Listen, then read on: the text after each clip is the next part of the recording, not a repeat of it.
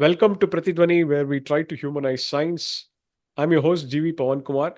It is my absolute delight and pleasure to introduce you to my guest on this episode, Bhaskar Muralidharan.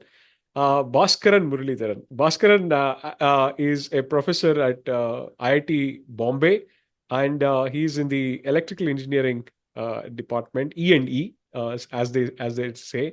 Uh, Bhaskar, as I'll call him on this episode, he's a very versatile scientist who is not only an excellent, thinker on nanoelectronics and who wants to actually think beyond the Moore's law and look at things which are happening in a domain which is very fascinating. He's also an artist and an athlete. He runs long distance stuff and has very fascinating kind of admixture of interest. And I know Bhaskar for some time now. He also speaks a similar language to what I do, other than English, of course. And it's always been a delight for me to discuss anything related to both science and outside science. So, with this very brief introduction, I welcome Bhaskar on Pratidwani. Thank you, Pawan Kumar. Thank you, Pawan, as I would call you. It's Yeah, been an absolute pleasure to be a part of this, yeah, and I really look forward to this discussion. yeah. Same here. Same here. So, Bhaskar, please tell us a little bit about your upbringing, your origins. Where were you born, and what was the kind of foundational, principles you have went through to become what you are?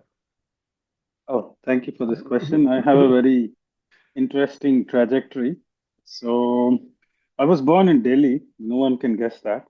Oh, okay. I did And not know and yeah, that. so then the series of things. I kind of grew up with my grandparents in Bangalore. So back then, Bangalore was a retired man's place. I still remember the crowded Jayanagar area, which and JP Nagar area, where my grandfather built the house.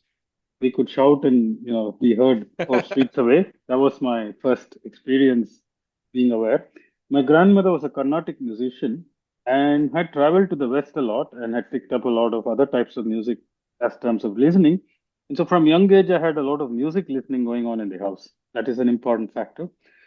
Third is I was also traveling a lot at a young age. I had a chance to visit the US when I was 7 years old. That's a very important thing because I watched an episode of Carl Sagan's Cosmos, which was being streamed there on TV, and I was fascinated by this concept. I was 9 years old, I think I Mm. was. Yeah, so I was very fascinated by its description of life on Earth and the enormity of the cosmos, which got quite stuck in my head. I got to understand what a light year was very soon. My father helped in getting the latest science books, but mainly astronomy centered.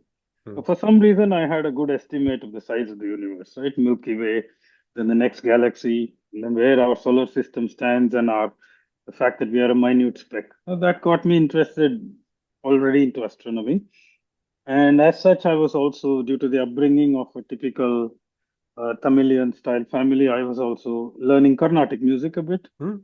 But then I was not restricted to Carnatic, not the vocals, but percussion. This is an important thing. Mm. Mm. I started liking piano music for some reason, and I somehow it came in my mind that piano is like a percussion instrument because the left hand is playing something, right hand is. I felt that the rhythm is given by the left hand. I was right eventually. Mm. So as years passed, the standard Indian grind, and after 10th standard, I guess someone I heard of the IITs eventually through. But I was only interested in physics, and for some reason, I saw myself as a scientist, and I Mm. wasn't that interested in engineering. But then somebody told me that IIT has an engineering physics, IIT Yeah. Bombay, and IIT Kanpur has MSc integrated. That was the story back then. That got me interested very badly to get into IITs. Right? Then I did eventually get through after a year of drop and whatever. And I took engineering physics. And I think I had that vision back then that physics is really versatile. If I study physics, I can do anything. After my BTech, I slowly thought maybe I'll be in electrical engineering only. Somehow that branch got into my system that it's really versatile as an engineering branch, Mhm. open minded branch, can just absorb all the nearby disciplines or the proximity disciplines and somehow feel, like India, it has the ability to, assimilate different cultures, right? The way our culture is. The Mm. same way, I think electrical engineering, I see it as a something like a European Union, if you want to think like that. It can assimilate right from Czech Republic, ex-communist countries, all the way to the Western democracies. Yeah. So in that sense, I found electrical engineering really, I was very happy to be call myself one, although I still didn't have that degree. So I did my PhD in electrical engineering, eventually Mm. set out to do ultra-fast optics. And okay, this is a very important stage of my life. That is when I realized I'm not good at experiments. Sorry. Okay, No, no, so that's absolutely. that stage. I have deep respect and admiration for experiments, which I'll come to next. Before that was stage one, when there was an experiment in my second year undergrad lab, and it was a Millikan's oil drop experiment to estimate the charge of the electron, or E to Mm. M Mm. ratio. Whatever, we're supposed to watch thing fall and make some readings. And I went to the lab guy and said, I got 1.6 into 10 power minus 19 coulombs. That guy said, either you are Nobel level experimentalist or you just can't do nothing with experiments. So obviously I knew where it goes. And my experimental grades were bad, blah, blah, blah, so on and so forth. I didn't have that. And then it got further cemented when I went to grad school. My first 2 years were with an experimentalist group in ultrafast optics. Mm. And for whatever reason, I got into doing theory for them. So my first master's work was also theory, filter design. Mm. At that time, in my second year of masters, I met Supriyo Datta, a famous guy in this field of nanoelectronics, and his course completely blew me out. Literally, I was blown out, blown over, whatever Mm. to use, Mm. whatever prepositions I should use. And I went and casually talked to him about possibility of doing PhD because it was very clear that I wouldn't be able to do experimental PhD. And my then master supervisor clearly mentioned that, okay, you got your master's kind of wobbling around theory, but you have to do experiments if you do PhD with me. Good. So I moved on to do with Supriyo. But the very first lesson I learned in my PhD was to stay connected to experiments. Mm. As a Mm. theorist, he told me this beautiful sentence. A good theorist, sorry, a bad theorist shows equations in his talk, and a bad experimentalist shows equipment. Mm. I mean, literally, metaphorically, right? Not always. You have to show all these things. Yeah, Not yeah, only shows that, I yeah, would say. only, only. Yeah, so then I realized the importance of talking to experimentalists, always staying connected, and that culture is stuck to me even today. Right, almost every year I end up working with experimental groups, and that's how I feel that a synergy of theory should happen with experiments. And slowly and steadily, I got introduced to computational nanoelectronics at the forefront of frontier devices, modeling devices. And of course, if you want to talk further, modeling has different steps, Yeah, right? There yeah, is just the theory level, and then comes computation, and then comes simulation, which is as close as you get to the yeah, experiment. And the absolutely. last bit is and then music was an integral part of my master's, but BTech, master's and PhD. In IIT, as a BTech student, I was also honored the cultural citation in music from IIT Bombay. Then I developed a lot of it my own. Piano, especially, was kind of developed on my own because of my interest in Western classical. Again, due to my childhood exposure to various types of music, my father had Beatles records as well as Beethoven records, and that Beethoven's music is an integral part of my life. And in fact, my PhD thesis was dedicated to him alone, and that is the level of, admiration I have for this character because of various things about his life that are super inspiring, right? As including the fact that you're going deaf and becoming a composer. Okay. So on and so forth, I became more and more involved in music during my PhD and postdoc times, so much that I was playing a lot of music side by side. And as I came back as a faculty, I guess those things went down. And you know how the academic grind is, regardless of what you do, we have to keep moving. And so music took slightly a back step. And then at COVID time was the another turning point, which is the last turning point. Not really a bad to good turning point, but in a way, I got into running. And that, I believe, is quite an important thing in my life. It all started, my wife was running at that time, and I Mm. used to hate it. And I used to say no, and she coaxed me to run a few times. But what really happened is running is a phase transition. You dislike it for first 5, 10 runs, and then I think something takes over and you start feeling that thing. And then, of course, now that became an integral part of my life. So running is, Wonderful. and now music is more at the appreciation level. I wish I could get back to more playing, but hopefully time will get come. I mean, a time will come for everything. Yeah. As I have to mention to the viewers and listeners, in the backdrop of Bhaskar, you will see a beautiful piano with also probably some notes. I have to also mention that I'll be playing the music, what Bhaskar has played. Do listen.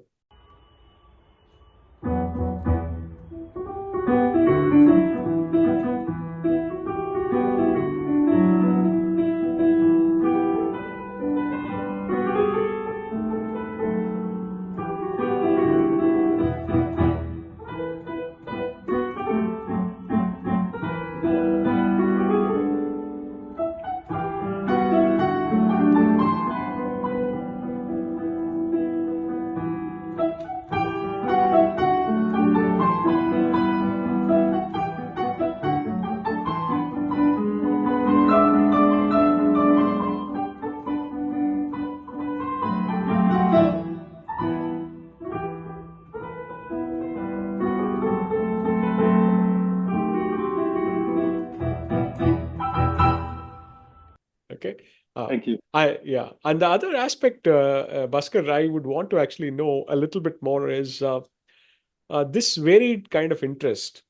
In fact, most of the people who are very attached to science in a deeper way also have deep appreciation of music. This is something which probably is prevalent among many people. Okay, including, for example, Einstein Mm, also was deeply interested in violin, and a few mm, others. mm, mm. Even now, I know a few people who are really remarkable scientists who are also very good musicians. Uh, Manjul Bhargava is another Oh, yeah. person whom I Tabla can player. actually tabla player who's really learned from masters and other. So what do you think is the connection, Bhaskar? Because you are somebody who is seriously invested time in both of them. Of course, you are an academic, but you have not actually diluted your efforts, especially during the early stage of your career, in Mm. learning and also playing and other things. What were your influences and what is your thought process? Why is that connection very deep among a lot of Yeah. people? Actually, this is a very good question. There are times I've wondered about it a lot, but couldn't come to a serious answer. There is a possibility that the people that you mentioned, no Mm. comparison to their abilities in both music and the academics for sure, Mm. but there's a common thread that is they've been induced to these activities at an early stage. You're I right. think that is where your neural circuits are Mm. kind of, Mm. it sort of stabilizes or whatever, and that becomes an integral part of your life. And I guess that's probably where it is because I Mm. don't see a person who has not learned music to suddenly learn music becoming a physicist, Mm. right? Mm. Or Yeah, things like that. you're So right. most probably, but given that initial kickoff was there in a person's life due to whatever fortune, luck, or upbringing, that becomes an integral part because sometimes if you become a critical music listener or a athlete or whatever, you have some time to take off from your current activity, but in a mindful way. I feel Mm. that mindful connection or meditation or whatever form of mindful activity you do, but take off from your current work.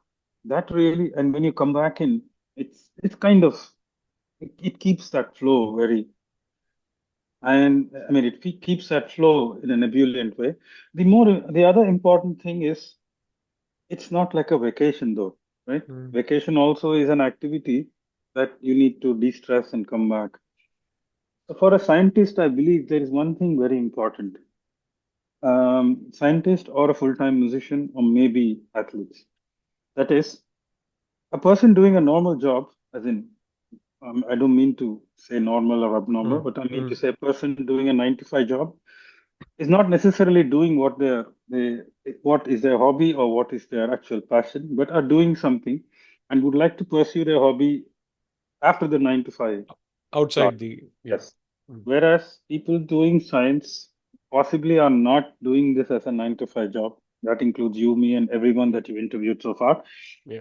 However, are always invested in it. We don't have a 9 to 5. And same thing, I then see music as an activity like that, Mm, not a slotted activity, or not something that fits into this time frame, but rather a mind expanding activity. So I think that's why Einsteins of the world and Manjus and all see that as a way to also develop. The second thing is that it is better to, just like you're doing these things, it's better to be multidimensional. It helps. That's it. Whether it's music or movies or playing something or photography, it's just maybe scientists were not introduced to photography or whatever. But the point is being multidimensional, I think helps overall when you come back to science. That's a general feeling I have that multidimensional people tend to do quite well in science. yeah, in fact, that is an important point what you're mentioning, because in science, there are two aspects to go about in the way you think, right? Because one, you really, dive deep into something, uh, deliberately look at some things from a very, very kind of, elaborate viewpoint, Mhm. get involved in it. And then you also have some kind of subconscious thinking, which happens Mhm. sometimes where you are not really pursuing it, but yet all these things actually keep happening in your mind. A lot of people have written about this, and so many of the great mathematicians have also mentioned about this process of conscious and subconscious way of looking at it. In a way, music also helps that, probably. And has there been a very positive effect and a kind of a feedback on your own work from these influences? Yes, I did feel that playing music during, especially at a time when I used to play, practice a lot and feel good about it, especially during PhD times, I felt it had a strong effect Mm, on me. mm, And I also think nowadays listening to good, again, good and bad mm, music is mm, mm, subjective, but there are certain universal good things mm. that you should look for in the music, right? I think that stands correct because, I mean, when you watch a movie, you obviously look for a certain level of what makes Satyajit Ray movie better than I would, a normal movie. There is something that a movie aficionado Mm. can notice, right? Between, let's say, not just Satyajit Ray, but any of those Vittorio De Sica's movies versus, yeah, there is mainstream, right? Or Ingmar Bergman Absolutely. versus Mm, mainstream. So I can't single out what makes Wild Strawberries for me better than something, but certainly I can single out. Okay, let me go back. Oh, in the movies, I mean, I can see that I like Wild Strawberries better than Ingmar Bergman's movie better than let's say, a normal movie in Hollywood.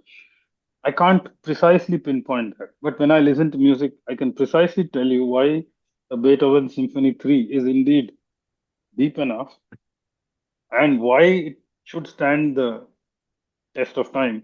Right? So, so that sense, music appreciation itself is a good, intelligent trait, just like movie appreciation or photography appreciation. yeah, yeah. It is a critical trait, I think, because you can see things through the lens scientifically. For instance, even at a very young age, for some reason at home they used to point out not just Carnatic, let's say even the Doordarshan, the music that used to come for the news session. The Mm, news used to come, right? Kannada news or Hindi news. yeah, yeah, That music itself was very smart. It was a fusion piece, right? It had bass, it had drums. And my father would say, "Wow, wow!" But then my mind would get, absorbing those facts, right? Why this music is nice. Same thing with, if you heard of the Tamil composer Ilayaraja, right? yeah, yeah. This music was exceptionally good back then. There were many things that I would hear and like it, but I could not single out back then. Now I can point out, oh, look at the bass counterpoint, look at this. This is brilliant, obviously, right? Something like that, right? And recently I went to the musical in London about Michael Jackson. Back then I mean, he's another genius. I completely Mm, appreciate. But point apart, back then I used to like it because everyone likes it. mm, Again, some things are catchy and also brilliant. some things are catchy and not so good. There are some very rare categories like Mozart or Michael Hmm. Jackson that are catchy and terrific, right? Yeah.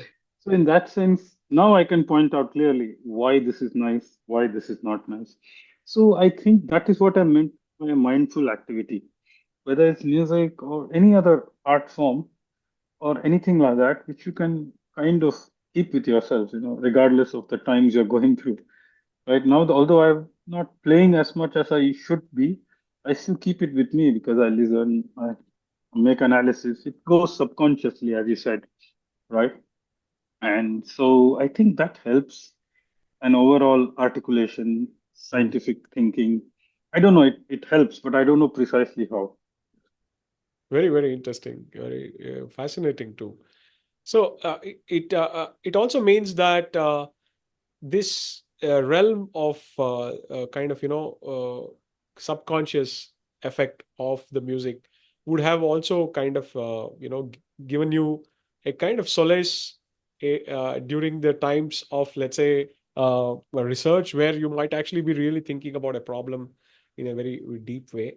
um, so before we move on, one small question is that have you been playing all along since a very long time, since your college days or school days, or when did you really develop interest in music?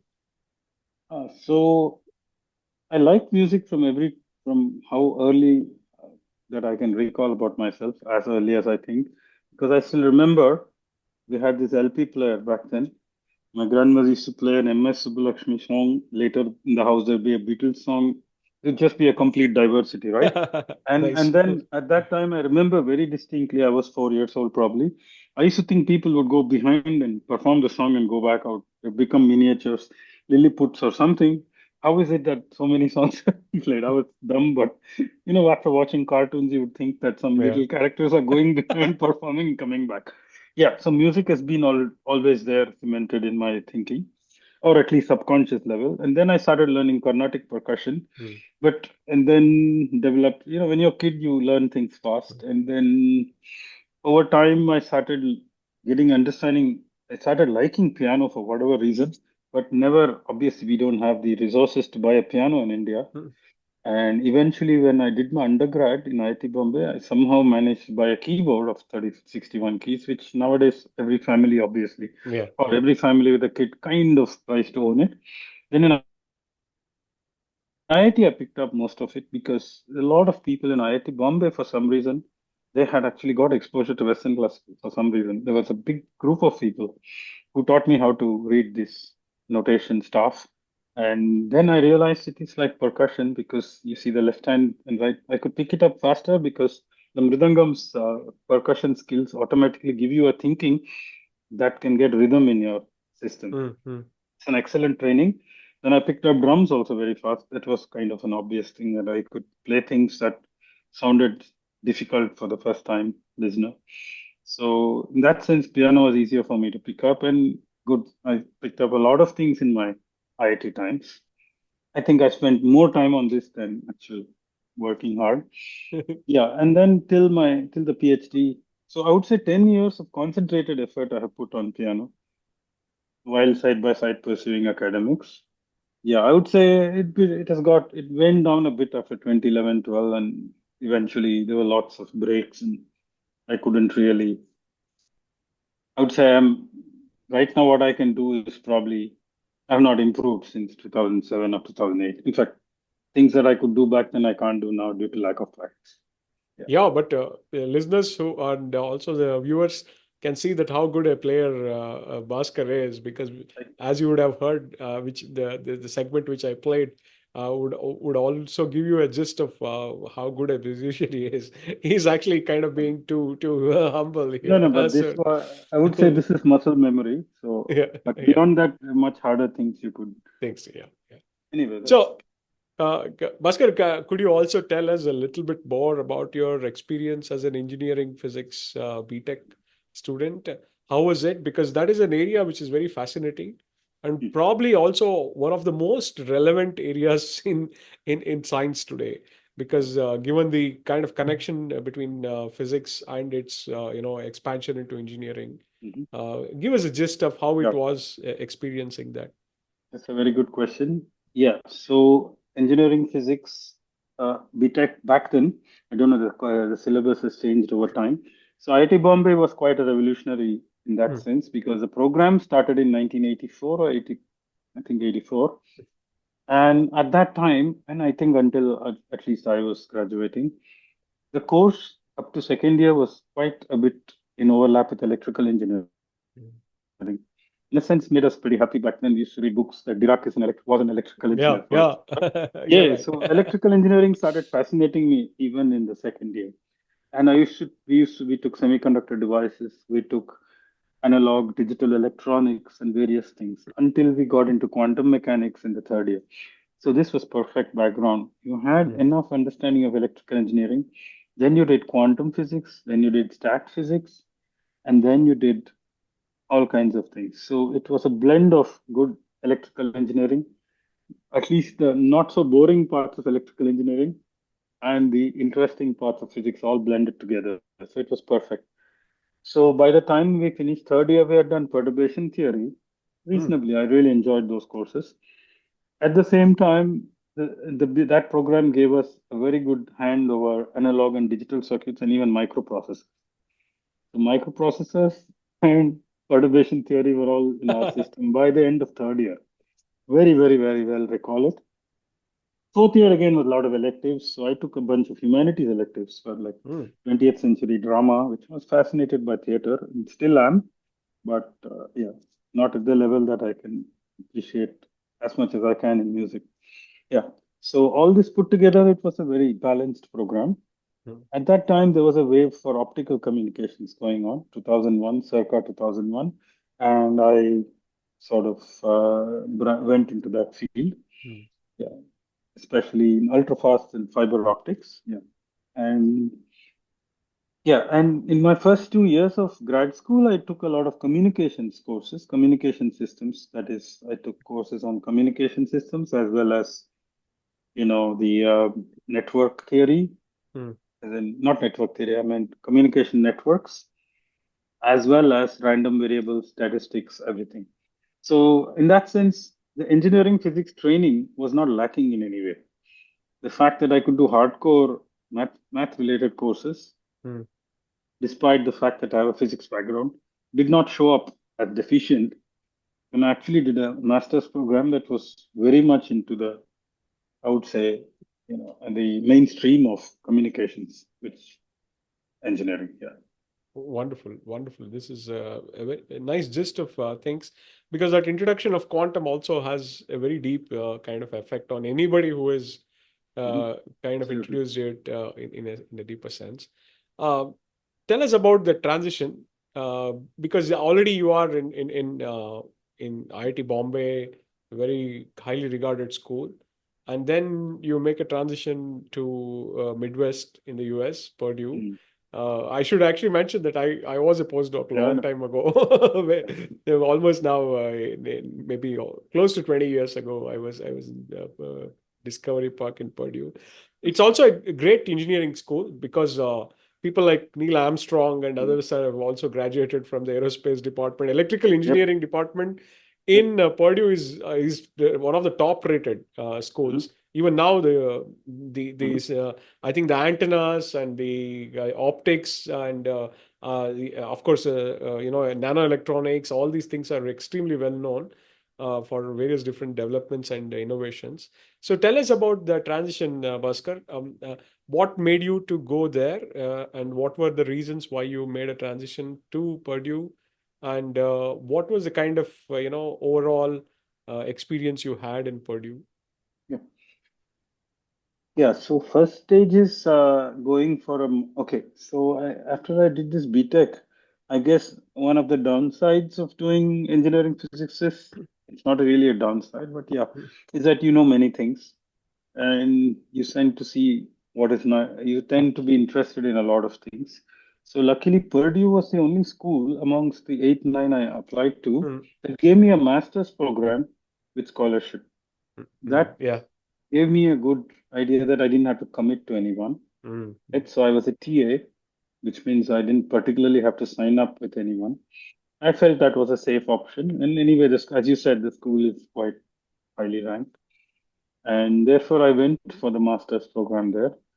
And then I worked with Professor Weiner, who's Yeah. unfortunately no more No recently. more. Yeah, Yes. that's very Yes. unfortunate. But nevertheless, I started working because I have I his did. ultra fast optics book right Yeah, yeah, yeah, yeah. And you will see there. that I made a couple of plots for that book. Yes, Yes. Yeah. Oh, technology. yes. He has probably acknowledged that. Yeah, I yes, think. yes, Yeah. yes. Yeah. Yeah. Yeah. Yeah, I that was my remember. time there. And so, yeah, so that was a very exciting time, except that one more thing got very clear in my head that my experimental skills are very bad. And that was also clear in, I even handled an experimental lab as a TA, Mm, as well as, the fiber optics and how to do things. mm, And I was not that good at it. Not just because another thing that comes to me is that I can't sit at a place and focus mm, and do something. I'm rather the kind who can walk around and think, mm. or I don't know, that's just a personality Fast. related. Yeah, so it got further clear that I probably won't be a great experimentalist. So in that sense, I these 2 years were crucial in finding my path as a master's year. And then of course in the first year of my master's itself, I took Supriya Datta's course on quantum transfer. It was called something else. It was called Phenomena in Semiconductors back then. Mm, mm. Still remember that title. And yeah, so it was pretty exciting. And yeah, so over time, I decided to work with him. Yeah, in fact, you also have a very kind of well-known work which is kind of cited quite highly, which is the probing electronic Yeah, excitations in molecular conduction. This right. is usually considered as one of the very important kind of papers, right? Because there was a lot of interest in understanding how molecular systems can become part of electronic circuits. And Supriya Datta is one of the foundational kind of persons Mhm, behind that particular area. mhm, What was it like working with him, Bhaskar? Because I mhm, know you also have very close interactions with him. You also collaborated with him, and mhm, you also have done outstanding work after becoming independent researcher by yourself, mhm. which we'll come to in a few Yeah, sure. minutes. But I just want to capture that part of your PhD where you learned these emerging areas which have turned out to be exceedingly important in terms of how you look at devices per se, because now you're shrinking things down to the molecular scale. It is Mm, just a step away from the atomic scale, which is also now been pushed mhm, towards the limit. But these are the kind of, preambles to the real, down to the single electron limit kind of devices. Now, what was it like thinking about those problems as a student? yeah, Because your viewpoint would be maybe slightly different from, let's say, Supriya Datta, who was already somebody who was charting mm, out territories. To give yeah, us a kind of a picture of sure. that particular stage of yours. Yeah, yeah. So I joined him in 2003. Sorry, 2003. And of course, working with him, he was also a guy who would not tell you do this problem or that Mm, problem. More like look out on your own type. mm, Then I used to attend his lectures again in his class, and I used to ask many things after the class, of course. At some point, he said, "Yeah, you have your engineering physics background, back to that, mm, and you know a lot of things, obviously more than the electrical in this mm. field, but you have to find one problem and do it. That's the Do it. PhD thing. You Yes. have this breadth, but now you should find a way to converge on something." Okay, that took about a few months. I was reading Mm. hundreds of things, obviously, lost in an ocean, right? Yeah. And then I went to him asking for some probable problems to work on. And then, of course, he recognized my interest in music and he would give some music examples as metaphors. Wow. So Is one it? of the things that stood in my system was, Mm, which I still keep today, are two examples used to metaphorically say, right? mm, One is the obvious one, I'll say, then we'll get into music thing. You'd say when you make a website, mm. right, you would not go to the 10th click. You not think of the 10th click. You rather think of the structure first, then go to the 10th click. Yeah. I mean, and an earlier avatar of that was you'd say, if you don't know Do Re Mi, how can you play Beethoven? Right? Mm, Something like that. Right? Then I kind of understood. He used to give all these metaphors. Depending on the student, he would give them some. typical things like this to give them the research philosophy type Ah, lecture mode. Yeah. interesting. Uh, Yeah. So eventually we boiled down to this problem, which you were talking about, is that molecular conduction was an important aspect. Kind of cemented his career in as a very, very well established guy. mm, And he got famous for some of his early works on molecular conduction, apart from yeah. that textbook he has written. Yes, yes. Yeah, so there the question was that there are two types of theories of electron charging effects. Most of the people were focusing on what is called the mean field limit, Mm, and in that, all the theories work well in terms of understanding the molecular current voltage characteristics. And then he said there could be possibility of Coulomb blockade, like quantum dots. mm, Can we try that out or something we discussed? And that was the first paper where we showed that certain classes of molecular IVs at low temperature, IV means current voltage characteristic, mm, mm, at low temperatures were indeed Coulomb blockade signatures, is what we showed in that paper. That when you do Coulomb blockade calculations, you will not get the same results as you do in the normal theory. So there is a possibility that low temperature IVs in small molecules could be in the Coulomb blockade limit. mm, mm, And at that time, Coulomb blockade was not used in this context. It mm, was mm. mainly used in semiconductor quantum dots. And even till this day, Coulomb blockade is important for quantum computing applications because you first have to achieve Coulomb blockade to get the spin qubits Yes. properly, you know, initialized. Yeah, so Coulomb blockade is bread and butter of these people, but was Mm, never there in the molecular literature. mm. So we kind of showed a few examples in that paper that could be that you may not just, it doesn't suffice to do one type of theory, but look out for possible signatures of Coulomb blockade. Wonderful, wonderful. I was kind of aware of this problem even when I was a PhD student because I came to know about molecular electronics from some work of Swapan Pati Yes, and also Mark Ratner. I think Swapan Pati was yes, also working with Mark Ratner and also, of course, Professor K.S. Narayanan, who is an experimentalist who also yes, was very interested and done some very interesting work on those yes, questions. And yes, I know that in Purdue also there is this very great amalgamation of areas at the interface of either the nano or the ultra fast aspect of it. mhm, Now, it's a great school. Also, there's a big Russian optics yes, gang yes, there, which has done some outstanding research, yes, yes, including yes, metamaterials, yes, Vlad yes, Shalev and yes, others in the absolutely. Discovery Park and other places. Uh, how is it your Yeah. experience of the US as a grad student? West Lafayette and Wabash and other stuff. Yeah, so this question has three parts. Let me go back to the first part. Yeah, yeah. You mentioned some of the familiar names. So this project of Coulomb blockade was indeed seeded by Mark Ratner, who used to visit Supriyo a lot. And Swapan Pati started off the calculations because he visited Supriyo Datta at some point, and somehow that didn't see the light of the day. Whatever was Swapan did some equilibrium calculations at that point, Hmm. and then things were there.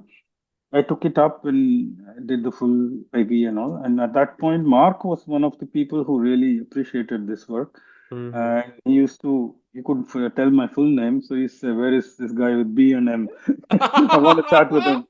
Right, so till, yeah, so he's a very, I really enjoy talking to Professor Ratner. Yeah. Must be a little old now. And yeah. Mm. Yeah, so that sense, Purdue's amalgamation is the next thing. So when I was doing my PhD, Vlad had just moved in 2002. So Professor Oh, Shalayev's yeah, research yeah. was quite on the high, but at that time, I was not interacting much with him. But although he's a good friend, at least he recognized me, I think. But Mm. back then, a couple of places I did see him as a I was performing something. He Hmm. saw me, we used to acknowledge each other, and of course, as a Russian, I have a great fascination for Russian composers like Mm. Rachmaninoff and Tchaikovsky. And so sometimes I would go and chat with him, because Wow, he was wow. an artistically inclined guy. And his wife was a tango dancer back then, his first wife. She Yeah. was a tango dancer, also interested in Indian spirituality for some kind. And some of the programs I would play music in, she had shown up, and therefore he would show up. Something like that. They got to know me in that capacity. Oh, yeah, Yeah, very interesting. Very yeah. interesting. And yeah, that's pretty much it. And then West Lafayette was interesting, but I would say perhaps I would have benefited more in a bigger city, City. Yeah. Yeah. just in terms of my own interest in multicultural lives. Mm, mm. I was not particularly like closed with only Indian type or I would say particular ethnicity. So in Yeah. that sense, West Lafayette at that time, I don't know how it is now. At that time, probably that was the only complaint I had, but that was amply compensated by the amazing atmosphere during the PhD that I got from Professor Dattos under his guidance and things like that. Wonderful, wonderful. It's also a place, as you mentioned, it has very large population of both Indians and Chinese students. I meant to say that university, Mhm. also a very difficult school to get into, because in engineering it's really hard to really get into that school, right? Because I see that there's a huge competition. Even now, there is a lot of interest for electrical engineering, aerospace, those kind of Yeah, areas yeah, which are yeah. very, very highly sorted of. I think so. Yeah. Uh, yeah. So this probably also is a time where you're kind of, ensuring that you get a very strong foundations in these questions, where you're also looking at quantum transport, because that Mm, becomes an important area of research which you mm, will go mm, on to also contribute in a very effective way. mhm. Yeah, both as a kind of independent researcher and now also as a person who actually is working at the interface of quantum technologies and other areas. Mhm. So were you also thinking about a career going forward in academics during that time in the PhD phase? Yes, yes. Actually, right. Even at a, even not just PhD. First of all, PhD was the only thing in my mind, even Hmm. in 12th standard, right? Wow. So when Okay. I Okay. finished 12th, yeah, so I decided I want to do engineering physics. It's okay if I lose a year and give the JE again, whatever. So that sense, why I wanted to do engineering physics was simply there in my head that if I do it, I will get my PhD position somewhere. Hmm. And Hmm. of course, at that time, I didn't decide what topic to do it on, but that thing was there in my head. Hmm. And in Purdue, it was quite strongly cemented that I want to do academics only. In fact, I didn't consider industry positions. Although I interviewed for one, it did not quite seem like I would want to do it. Hmm. Hmm. So postdoc was only option I wanted to pursue. Yeah, the only thing, of course, back then I wasn't sure I would really want to do the tenure track. uh, I wasn't sure about that amount of pressure, or maybe I overestimated the pressure. I don't know. So at some point, I maybe it was scary to hear these things, and maybe in real life you could have done it or whatever. So I thought that would be too much for me or something. Interesting. Very interesting.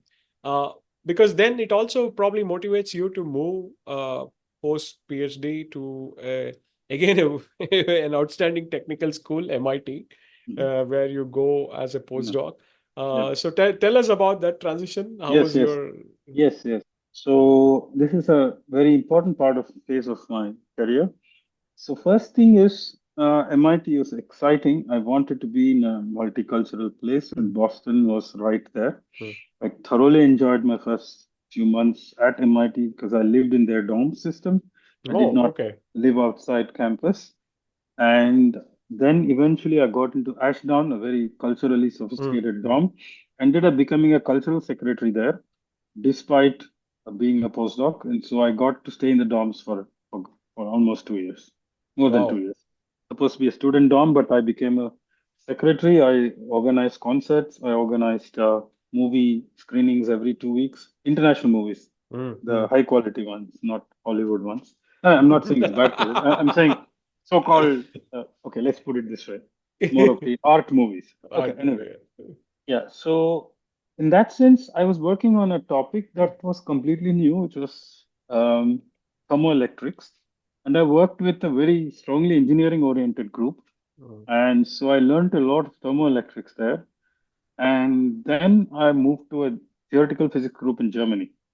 After which I pursued those problems and wrote some works on theoretical thermoelectrics works. Mm, Yeah. mm, So so that's how at that time when I finished from MIT, I applied for faculty positions in India. Or probably taken quite, let's say, I had become quite, I would say, apprehensive about my ability to sustain the tenure system. Maybe I mm. overestimated it, looking at the way MIT functions. Right? You are in a I mean, not entropy, I would say high energy system, Sis, and probably you want staying top at the top there involves probably being highly buoyant. Yeah. And so I probably thought at that time my priorities were slightly different. And I felt maybe I couldn't probably, take it higher than that. Or maybe I probably should have thought of other systems and maybe faculty positions could have been easier. I don't know. I didn't think too much. And then IIT Bombay came back to my mind and I thought I studied there. Why not apply there? It's the only place I applied at that time and somehow it worked out. And IIT Bombay is really open-minded place. I'm sure I'm very, very happy to be here in that sense. So they gave me a year and a half extra also, despite having the offer, during Mm. which time I went to Germany and did a second postdoc, which I enjoyed also thoroughly. And yeah. Wonderful. Uh, One question I generally ask to all my kind of, guests is that what made you to come back, Bhaskar? I'm very sure if you wanted to actually stay back, you could have, given the Mm. profile you have and also the kind of background you had. Uh, what is that really brought you back to India? Is there any specific reason behind it? I must say it was not on my cards. I Mm, would be frank with you. I think of myself as a not really attached to anything that strongly. Okay. So I'm telling you frankly, and mm, I'm not, as I said, I'm not monoethnic in my thinking. mm, But I did hear at that time that this was one of the great options, mm. career wise, right? So that's what I heard from various sources abroad, because there was a time when academics was on the rise, Rice, yeah, yeah. right? And this is what we heard from foreign people also. And so I still remember vaguely, was going to APS March meeting, and there was a couple of British professors in the same Mm, bus shuttle to the hotel or something. And then guy was commenting to me, "Oh, if I was in your place, I would go back to India. This looking great." Whatever. It sounded like a genuine comment, not mm. like someone just telling you to move out, Mm. right? And he Yeah. was not even from the US, right? Yes. Yeah. They were just casually talking to me, and it seemed like things were, I mean, back then and also now it's doing well, but Mm. just felt that system was really taking off. Take it. Yeah. Second thing that made me very happy is I visited JNCSR twice or thrice because I Mm. was, Mm. you know, uh, Swapan's friend and all, Yeah. colleague Yeah. and friend. Eventually, he's such a nice guy to talk to and all. So at that time, I was seeing a lot of bubbling enthusiasm in India. Right? Mm. It felt like an energetic place to be. And I was seeing lots of people, the profile of professors moving into IIT Bombay. I was seeing regularly people that I knew were had moved in. So it seemed like people are moving back to India, Mm. and it seemed like an exciting thing to do back then, or at any point now. I think lots of people are moving back, so it's not an uncommon thing anymore. But back then, it was like very nice to see a set of people moving back, right? Who would have otherwise not moved back, kind of thing. Plus, of course, familiarity of, I mean, if you can do well in India, why not? That Mm. kind of Mm. a feeling. And IIT Bombay is familiar turf. Yeah. And of course, I was selective in a sense that I want to only be in either Bangalore or Mumbai or Pune or something like Mm. that. Mm. Maybe because of familiarity, and Probably. obviously it may be a bit overwhelming to suddenly move back, right, from a Mm. Western setting. So yeah, Absolutely. that's pretty much what made me move back. Really, the inspiration that many good people with great PhDs are actually moving back. Wow, it gives you Mm. that feeling of, and the energy that I saw every time I come back. I used to visit IISc or I think JNC in Mm. Bengaluru, and every time it was nice. So Wonderful, wonderful. This is actually great to know because there's always a different reason and a different thought process in every case, Yeah. whomsoever I have spoken Yeah, to. there was no other reason for me. In Yeah, a sense, I was not attached so strongly that I had to come back for some reasons. Yep. Nothing like that. Nothing Very like that. interesting. It was not a, yeah, it was not a situation that forced me to come back. It was Come back. more like watching this environment, and also the fact that maybe let me not really take this whole tenure thing. Mm. Maybe I wasn't prepared for challenges back then. Just my mindset. Yeah.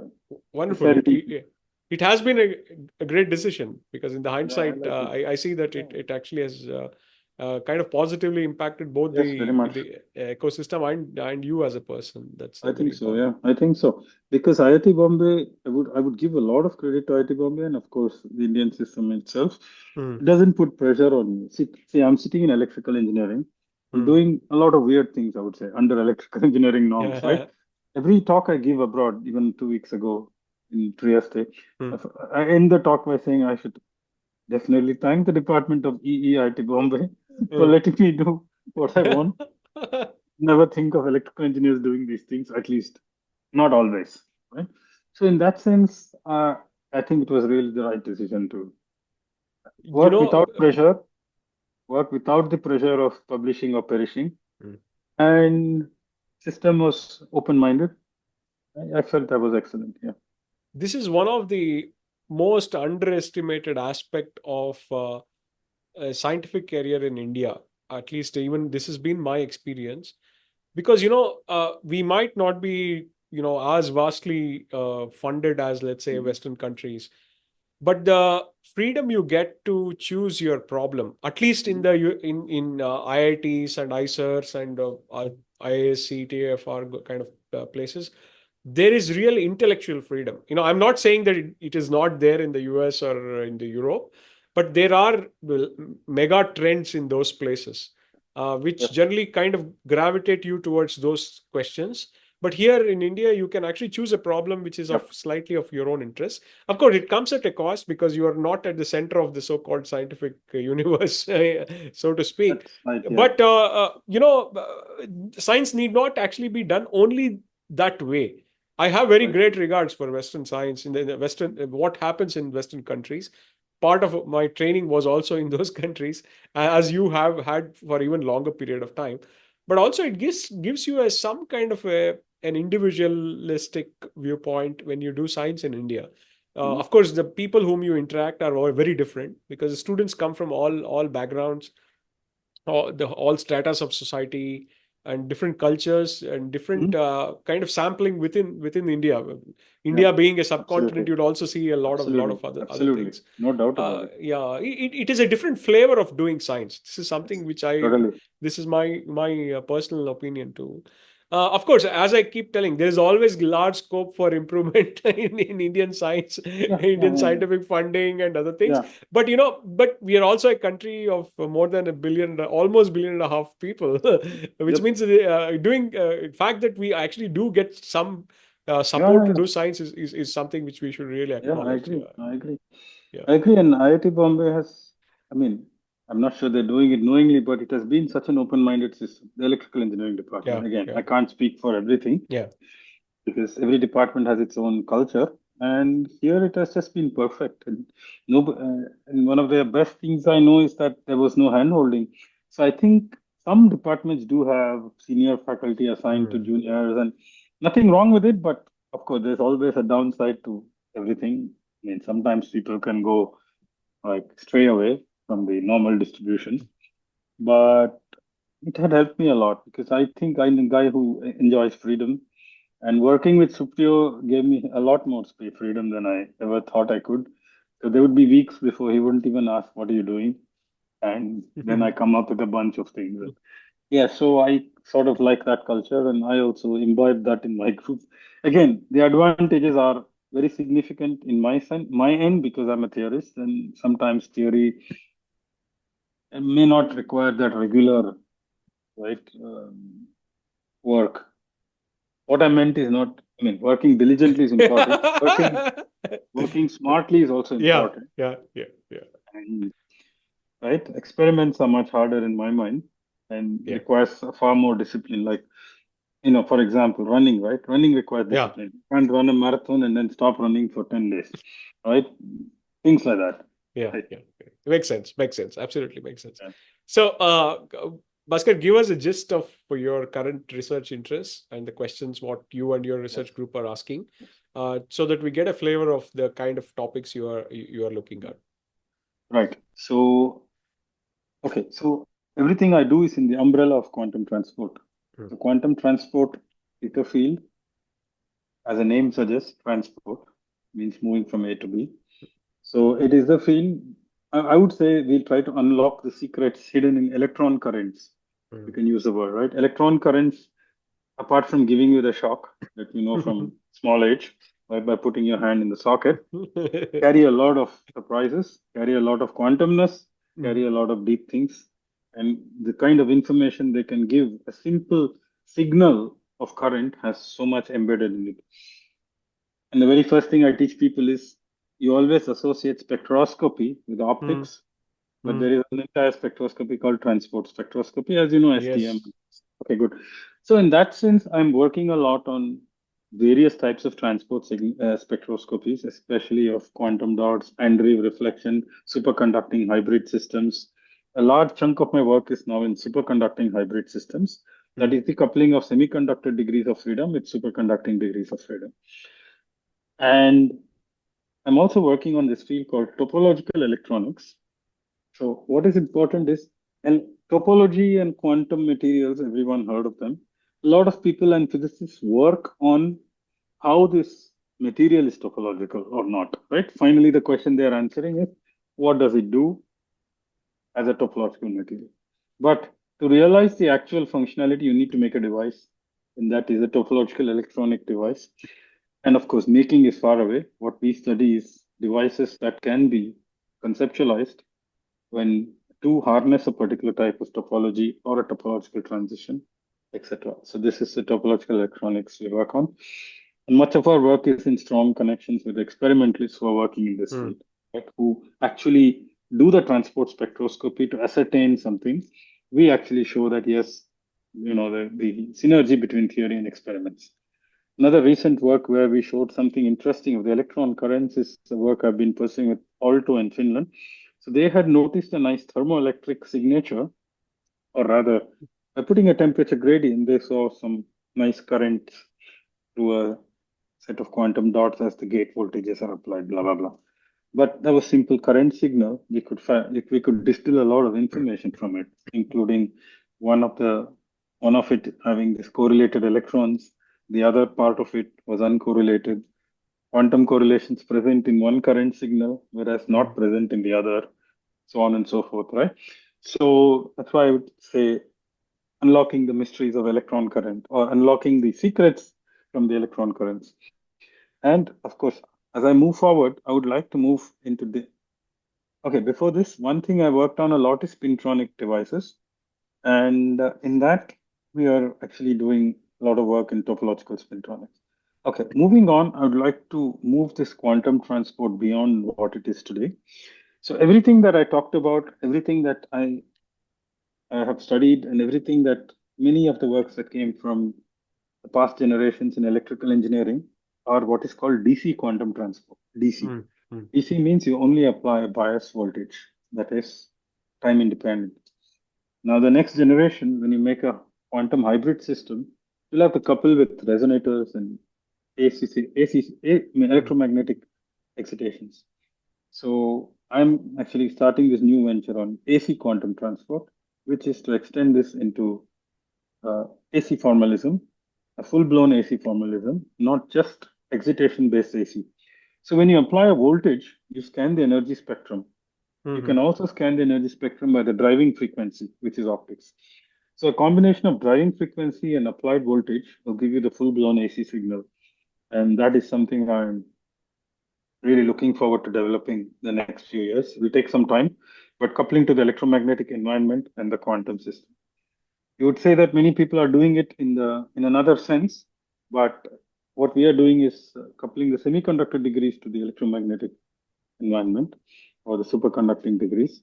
So when you couple a system with continuous density of states, you'll have to take the energy axis and the frequency axis together. So that's a two-time formalism which we work on in the quantum sense.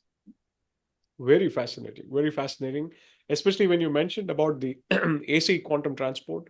It is surely kind of opening new realms also in topological kind of systems, Yes, right? I think so. Because there are certain questions which probably are unanswered in that particular regime. DC, yeah. Because the DC has this same thing also happens in optics, right? For the example, the perturbations, what you look Hmm. at on a system, the moment you have also the electromagnetic waves interacting with kind of let's say molecules, or even for that matter resonant systems, there can be new effects, even including non-linearities, which can trigger in, and that might Yes, actually also be a fascinating absolutely. realm. Yeah. Absolutely.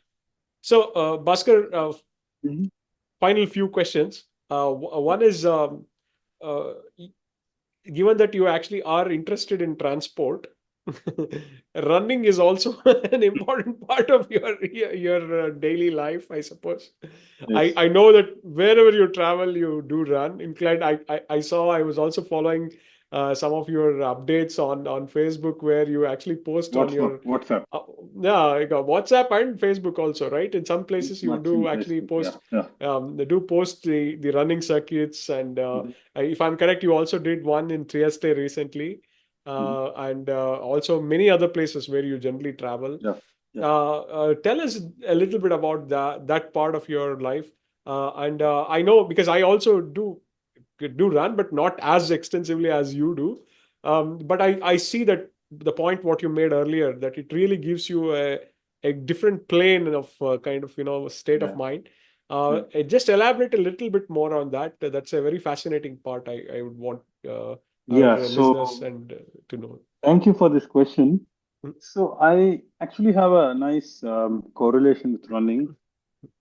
As a teacher, also a teacher, Yeah, don't you yeah. find that uh, running and teaching have a similar way of, I would say, end end feeling? Yeah. Mm, So when I go to a class, right, I'm not so like I'm a bit stressed, whatever reason, or maybe begrudgingly go to the class. mm, But when I finish a class, mm. I get that class high, or Yeah, yeah. I'm done. I just enjoy the next 1 hour at least. Same thing with running. You always start begrudgingly, either due to the weather or either due to I don't feel like doing it, or whatever reason. When you start running, you get cramp. Something happens, but then when you reach that state, when you're continuously doing it and you finish it, you're never. There's not a moment. There's not a single run where you've completed it and felt not so good. Same with teaching. A- Yeah, Absolutely correct. yeah. So two Beautiful things. analogy. Yeah, yeah. So two things clear my mind or cut Mm, through the mind clutter. One is actually teaching a concept, right? mm, Whatever it is. The other is to just run. mm. And it's a reasonably mindful activity. I get a lot of thoughts while running, sometimes to clear my head, or sometimes just to not to think about anything, just like a meditative act. When you do some forms of mindfulness meditation, you don't want to think about anything, or rather, you don't want to think continuously about anything. It's more like let your mind free. Keep track of your thoughts, but keep your mind free. Same way. And of course, the overall physical health, it obviously, there's no doubt that running helps. Yeah, but then I took it a little more seriously because if I don't keep targets, oh, one more thing about running is it's only your personal targets that matter, Mm, like mm. Murakami said, right? Yes, yes. Look, if I'm playing a team sport, it's not only my personal target. Yeah, yeah, yeah. Yeah. So in that sense, running resonates with my way of doing things. And as a theorist, last thing, you should never shun to be alone or lonely. Mm, mm, mm, And running helps in that mindset. Like when you run 25, 30, and maybe the 42 is the marathon. But when we train for it weekly, sometimes we do a 35K, 32K solid run. That's when you're lonely, you want to give up. mm. That whole mental strength also develops with the running activity, right? You will finish the 28 at least out of 32. You can give up eventually due to fatigue, but Mm. not due to the lack of, you know, grit. Yeah. So Great. that Yeah. these three things about running help. Clear the clutter. Certain long runs give you that.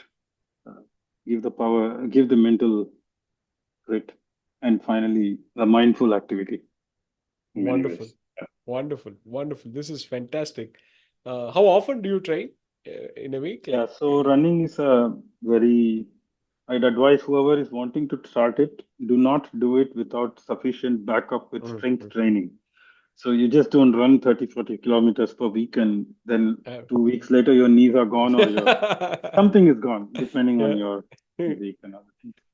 So you have to supplement it with proper upper body, core and Mm, strength, leg training.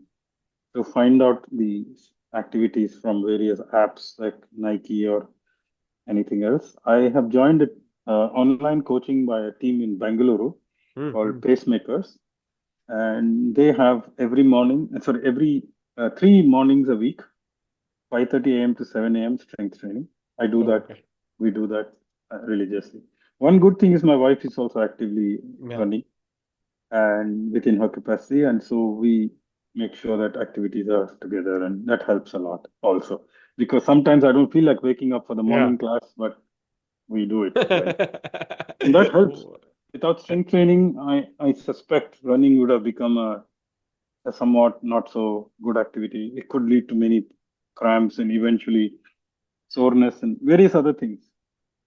I would advise Absolutely. people to complement running with other activities. Absolutely. It's a great advice. It's an Yes. important advice too.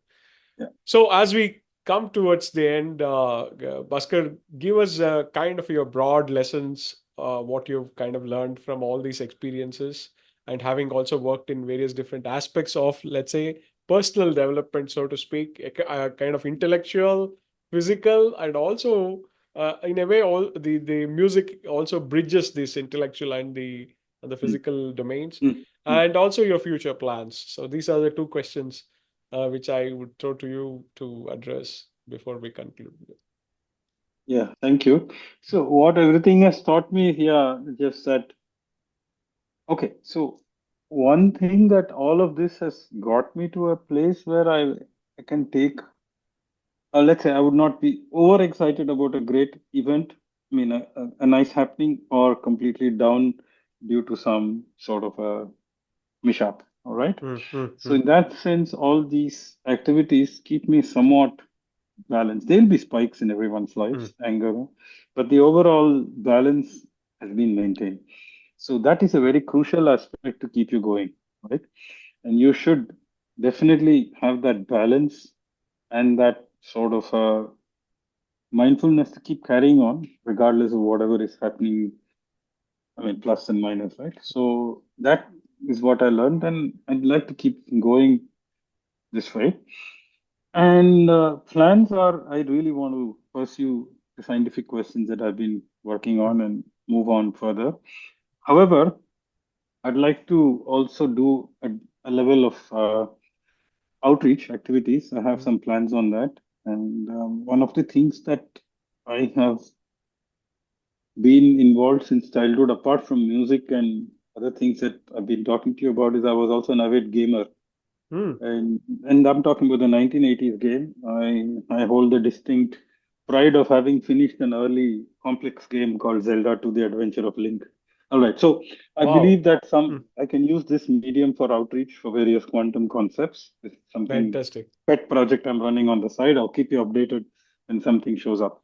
Second thing is, I think we have developed a lot of nice simulation platforms. I Mm, really want to take these things to another level. But again, all this needs time and mm, a separate mindful, or not even mindful, a separate mind space and headspace. I'll see how things take me to.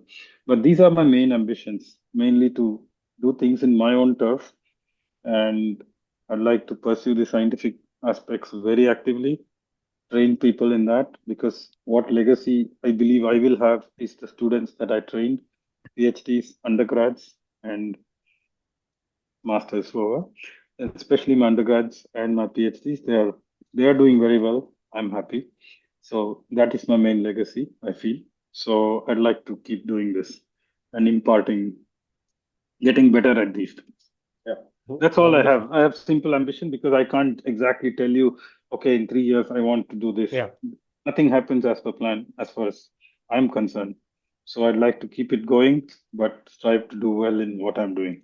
Yeah. Wonderful, wonderful. Thank I you. I wish you all the best Thank you. for all the ventures, and do let me know about your gaming aspect. That's very fascinating. Yeah. It's a Sure. domain which actually is nascent, and also something which is in a very not so developed state, so to speak. No Yeah. pun intended. Yeah, I Because think so. there I is a think lot so. of scope, because there's a beautiful domain of bringing gaming and science I together. know that. There's, Yes, it's very true. And knowing quantum physics, okay, yeah. to a reasonable extent, I know that such things can influence strategies. Absolutely, Quite absolutely. convinced about it. We Yeah. hope to actually have you again on Pratidwani when Sure. that Yeah. evolves. And It will by be then, fast. hopefully, my music would have improved because Yeah, also an ambition to go back and practice more. Yep. I'm very sure. I'm very sure it would actually be already fascinating, and it would actually add more value to Let's all the see. things you Yeah. do. So Sure. yeah, again, wishing you all the best, Thank you. Bhaskar. It's been a privilege and an absolute pleasure to really have this My chat with pleasure, you. Pawan. Yeah. Yeah. Hope this is the 100th episode. No. No, no, not yet. We are Okay. somewhere in 80s. Okay. So Good. Good. somewhere in 80s. Yeah, but things actually are going. I should thank all the people like you who Yep. have Yep. been very, very Absolutely. considerate with their time Yep. and the thoughts. Because all of us in academics, we are actually running the kind of Yep. the treadmill, so to speak, because we are all so set into the semester system, etc. But yeah, to Sure. make time and give us this kind of peace of your mind, and in a positive way, to really influence Sure. so many people, Thank you. young My people. It's pleasure. always great. Yeah. Yeah, My pleasure. Thank you. thanks a lot. Thank you. Thank you. So Bye. this is Pratidwani, where we try to humanize science. This time with the one and the only Bhaskaran Muralidharan. Thank you, Thank you. Bhaskar. Thank you. Bye. Bye.